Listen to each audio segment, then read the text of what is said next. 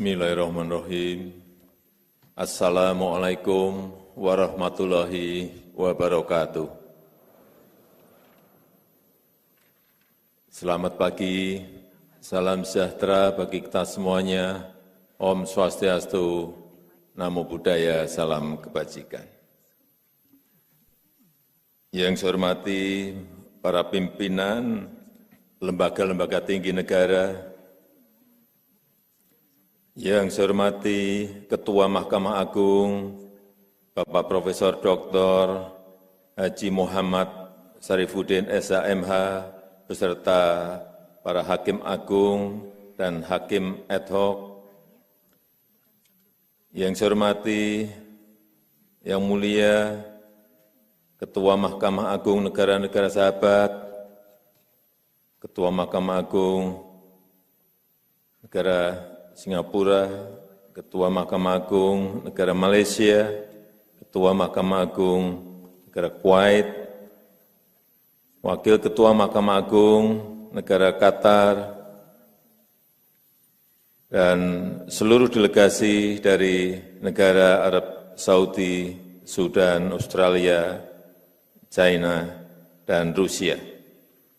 Yang saya hormati para Menteri Kabinet Indonesia Maju, Jaksa Agung, Panglima TNI dan Kapolri, yang saya hormati Yang Mulia para Duta Besar negara-negara sahabat, yang saya hormati Yang Mulia para Purna Bakti Pimpinan Mahkamah Agung, Hakim Agung, Hakim tingkat banding, dan Hakim tingkat pertama di seluruh tanah air Indonesia, para rektor dan para pimpinan perguruan tinggi, Bapak Ibu hadirin dan undangan yang berbahagia.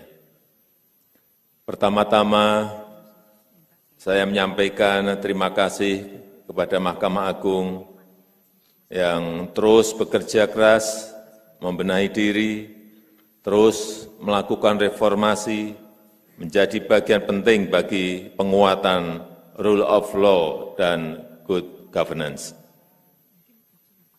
Harapan masyarakat kepada lembaga peradilan semakin tinggi.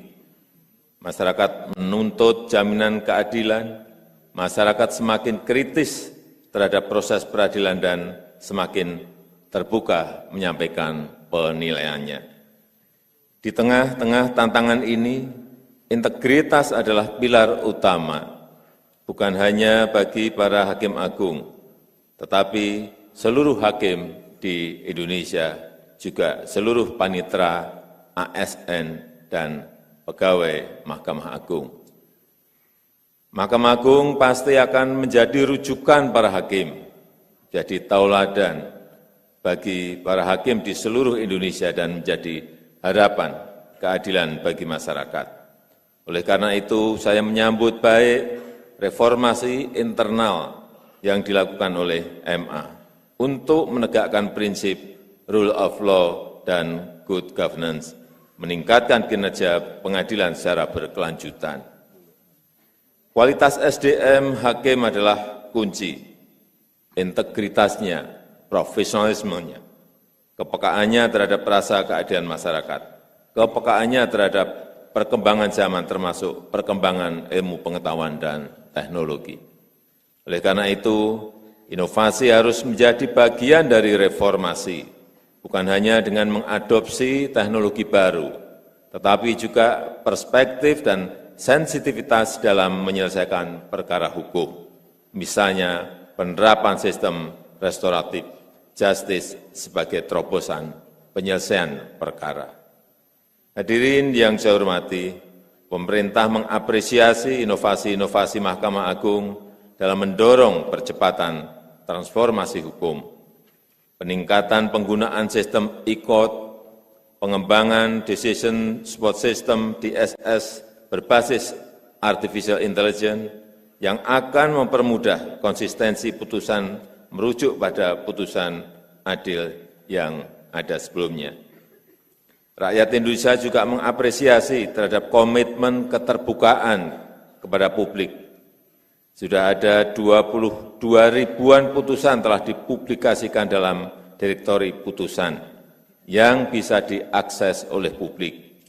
Saya memperoleh laporan di tahun 2023 Mahkamah Agung berhasil memutus hingga 99,47% perkara. Ini perkembangan yang sangat bagus. Namun demikian, bukan hanya kuantitas putusan yang penting. Yang paling utama adalah kualitas putusan, bahwa putusan pengadilan harus memberikan rasa keadilan, memberikan kepastian hukum, dan mendukung pembangunan bangsa dan negara menuju Indonesia maju. Saya sangat berharap reformasi sistem hukum ini menjadi bagian penting bagi kemajuan bangsa kita Indonesia. Sekali lagi, memberikan rasa keadilan, kepastian hukum, dan good governance, menyelamatkan aset negara, meningkatkan kesejahteraan rakyat terutama lapis bawah, dan membawa Indonesia naik menjadi negara berpenghasilan tinggi. Saya rasa itu yang dapat saya sampaikan dalam kesempatan yang baik ini. Terima kasih. Wassalamualaikum warahmatullahi wabarakatuh.